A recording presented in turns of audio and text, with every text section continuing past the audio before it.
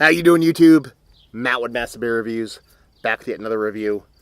A little bit of American-born Belgian itsy bitsiness in the form of Hardywood Brewing's. It's their Singel.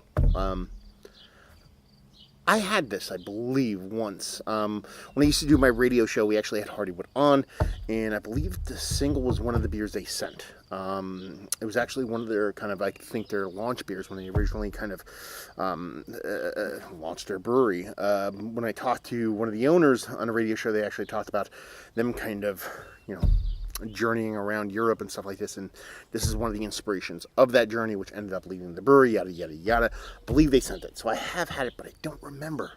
I don't remember what it's all about, and I haven't had it since. But I've always wanted to try it. I just never picked it up. But I was lucky enough to Brian from down Virginia way end up sending me a big box of Belgian and Belgian-esque beers, and yeah, this is the first one I'm cracking out of that little box. So yeah. Let's dive into it. As far as what it says on here, Hardywood Singel. It's a Belgian-style blonde ale. 6.2%. On the back here it says, unfiltered, unpasteurized, and uninhibited. Hardywood Singel is a sunshine golden with a fluffy white head and a veil of Belgian ale yeast. A delicate body ushers tropical fruit esters into perfect balance with spicy hop aromatics. Singel's mellow, dry finish culminates in a truly ethereal experience. I think that's pretty much it. Yeah, done and done. They talk about throwing in a tulip. I'm going to throw this in this kind of non-tulip beer, but this is what I like my singles to be in, and that be that. Done and done. Likewise, it's nice, it's pretty much Hardywood's kind of new school kind of marketing version of what they do. I believe the label is quite a bit different when they had it originally. So, anyway, let's give it a whirl. See what she's got. Back out here in the outdoors. It's been a bit.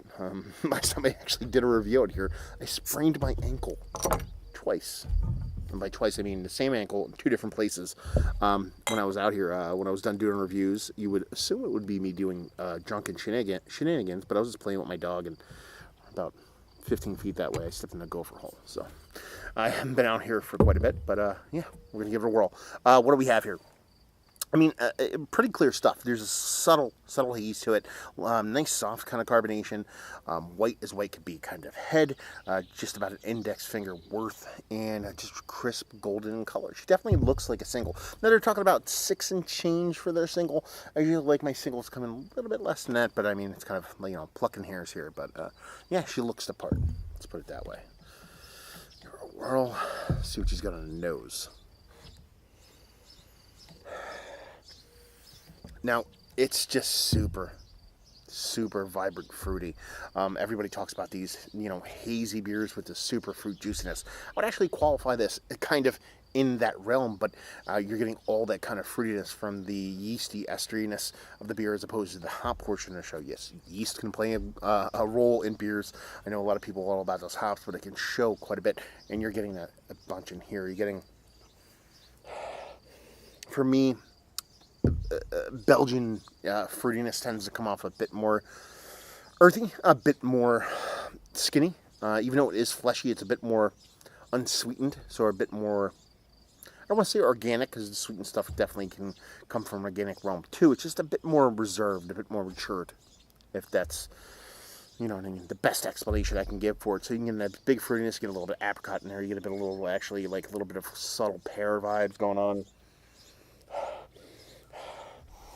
Yeah, a sweet maltiness, but the yeast leading away with a little bit of malty sweetness in the background to kind of prop up that fruitiness. So, let me dive in. Cheers.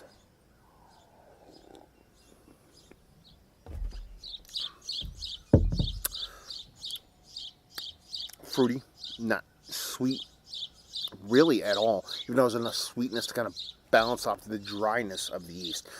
The yeast is at play here. Again, on the nose and the taste, you're getting big punches of fruitiness. Again, that skinny, tannin, more kind of earthy kind of fruitiness. Definitely dealing with your stone fruity kind of peach skin, your apricot. You're getting a little bit of kind of subtle melon vibes in there. You're getting a little bit of lighter berry kind of vibes in there too. And that pear thing kind of working at the same time. And the dryness of the yeast combined with the flavor that it's giving you is just, one, giving you something that's big, nice, and sweet enough, because the malt is playing in that direction to give you enough sweetness to bounce off that dryness. But the dryness is still trumping that to the point where you just want to take another sip. It's kind of like its own pretzels in the glass, you know. Bars put pretzels on the bar so they can have you drink more. It's salty, it's dry. You eat pretzels, you drink more. It's kind of what you're getting in here.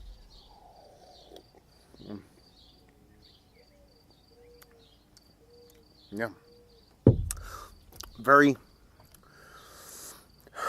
very terroirish. Like I said, when you're getting those pears, you're getting those kind of peaches, you're getting that kind of apricot-y kind of thing going on. It's very much more walking through an orchard as opposed to biting in an over-ripened kind of peach. So it differentiates itself quite a bit from what those hops bring to a beer, but still does it in a more kind of mature, kind of subtle way. It's probably the best way I could put it.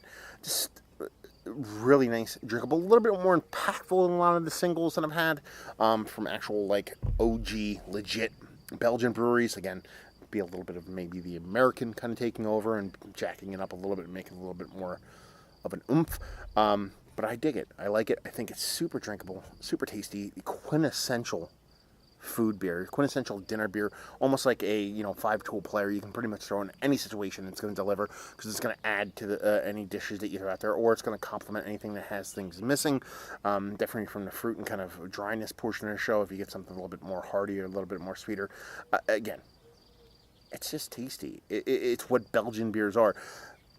Cut to the chase and say, is it one of the better Belgian singles I've had as of late? It's going to default to that, but I've been criminally kind of lax on a lot of the Belgians that I've drank as of late.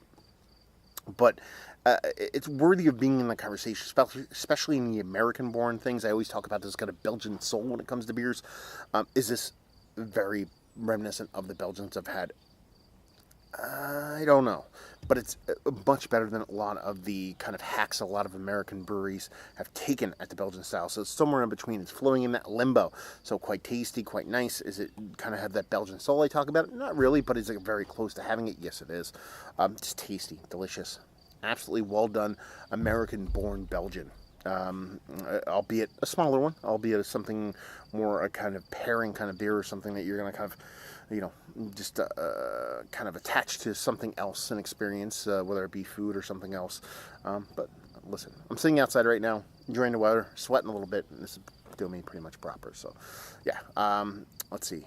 Value and availability. Hardywood, actually, I used to get, I don't know if we get it in Jersey, but we used to get it in PA. I actually have a price on this. So it was $2.25 a bottle. Not too shabby. And I'll leave you with, if you like what, will you like this? If you like Belgian singles, if you like Belgian beers in general, if you like Saison, you want to kind of dip into the Belgian world if you never haven't done so, or conversely, you like fruit taste in your beers, mostly kind of in the hop arena, but you kind of want to start dipping into something else, this might be a kind of gentle kind of bridge. Sure, you're not going to get those big kind of ranky-danky kind of hop juiciness that you get from a lot of these new school kind of hops and stuff like that, but it's going to be a familiar taste. So yeah, I think it's a pretty approachable beer from a bunch of different directions. So if you like fruit in your beers, but you actually don't want fruit in your beers, it's going to do you proper. It'll definitely kind of nice and approachable ABV. So there you go. Another review in the books down there if you want to talk about it. Massive Beers if you want to check me out doing a whole social media stuff. Beer Massive if you want to check me out doing a whole podcasting stuff. You can see the old interview we did with Hardywood on there if you want to check that out. And hopefully you guys enjoyed the review. Hopefully you're enjoying a nice little Belgian-esque single right now. And hope to see you next time. Cheers.